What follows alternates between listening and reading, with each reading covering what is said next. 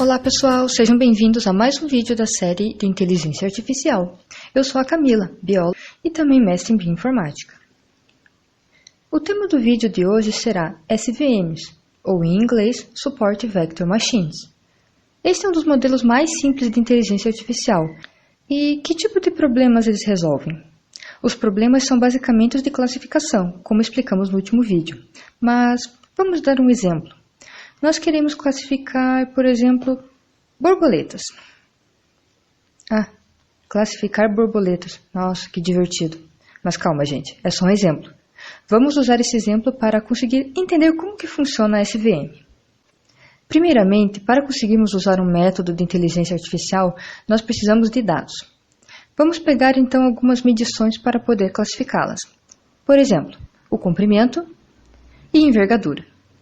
Temos que passar esses dados para uma tabela, porque será essa tabela que iremos fornecer ao nosso modelo.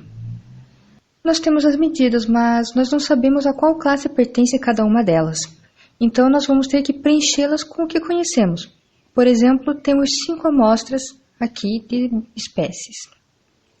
Com esse pequeno amostral de 5 espécimes, ou 5 borboletas, nós vamos poder extrapolar, isto é, criar um modelo que consiga classificar qualquer outra borboleta que pertence a uma dessas duas espécies. Para isso, podemos ver os dados no formato de gráfico. Percebemos que as borboletas da espécie A tendem a ter comprimento e envergadura menores do que a da espécie B. Então, isso os torna fácil de classificar. Ok, mas e agora? O que fazemos com esse gráfico? Sabemos a qual classe e espécie pertence cada um desses pontos, porque conhecemos esses pontos. Esse é o nosso amostral. Mas, e quando chega esse ponto novo aqui? O que fazemos com ele? Bom, não sabemos a qual classe ele pertence, mas podemos dar um palpite. Se ele está mais perto do grupo da espécie A, então podemos dizer que ele pertence à espécie A. Por quê? Porque ele está mais perto, ou seja, ele tem comprimento e envergadura pequenos comparados ao da espécie B. Mas será que tem uma outra forma de fazermos isso? Sim, é justamente o modelo SVM. Nós podemos então separar os pontos como uma reta. Essa reta pode ser colocada onde exatamente? Ela pode ser colocada aqui ou em qualquer lugar entre esses dois pontos. Mas qual seria melhor? Bom, todas são válidas, certo? Todas elas separam os pontos, mas para os dados conhecidos. E quando os dados não são conhecidos, qual que seria essa reta real? Se chegar um novo ponto extra aqui, uma borboleta nova, onde eu me classificaria? Um indivíduo novo ele pode ou não ser classificado certo, dependendo de qual reta você colocar. Então, o que podemos fazer é dar o nosso melhor chute, que é bem no meio entre esses dois pontos mais próximos, ali as circuladas em vermelho. Essa seria a melhor reta que poderíamos extrapolar às próximas classificações.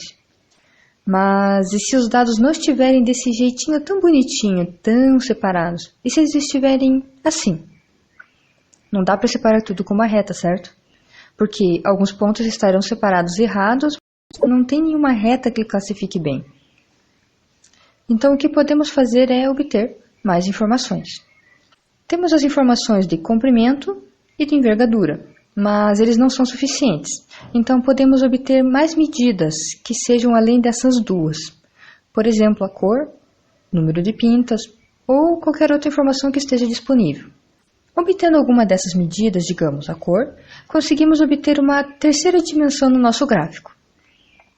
Bem, mas num espaço tridimensional uma reta não faz mais sentido, mas sim um plano. Então podemos utilizar um plano para separar os pontos e assim obter um modelo que classifique bem todos esses pontos, mesmo estando meio misturados. Mas e se ainda assim não for suficiente? Se o SVM não for suficiente? Por exemplo, como vou conseguir separar esses pontos amarelos cercados de azul? Existem outros métodos que serão apresentados nos próximos vídeos. Bom, eu dei o exemplo das borboletas, mas que aplicações realmente o SVM pode ter? Uma delas é a detecção de faces, isto é, ela consegue identificar rostos em uma imagem, uma foto, por exemplo. Geralmente, para esse tipo de aplicação, ela é associada com métodos como CNN ou redes convolucionais, que será apresentada nos próximos vídeos. Que outras aplicações ela pode ter? Um artigo mais ou menos recente conseguiu detectar padrões que existem na voz de uma pessoa para indicar se ela possui ou não Parkinson. Isto é um indicativo, não um diagnóstico, é claro, mas ajuda muito as pessoas a conseguir detectar isso precocemente. Então, o que eu estou dizendo aqui? Uma pessoa fala, gravamos seu áudio, analisamos com o método SVM e ele indica, essa pessoa pode ou não ter Parkinson. Bem interessante, não é? Espero te ver nos próximos vídeos. Até mais!